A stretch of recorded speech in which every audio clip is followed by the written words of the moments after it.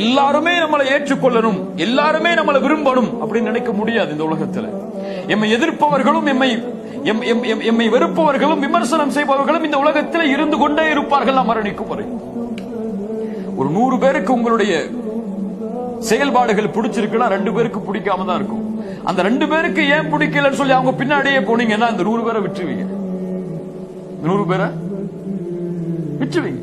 Abu லஹபும் ஆஸிபும் வாயிலும் தான் முக்கியம் என்றால் இந்த நபித்தோழர்களுக்கு வழிகாட்டுவது யார்? அவர்களை விடுங்கள் நபி, அவர்களுடைய செயல்பாடுகளை அவர்களோடு அவர்களுக்கு நான் பார்த்துக் கொள்கிறேன். அவர்கள் பேசிய விஷயத்திற்காக அல்லாஹ் விட மாட்டான்.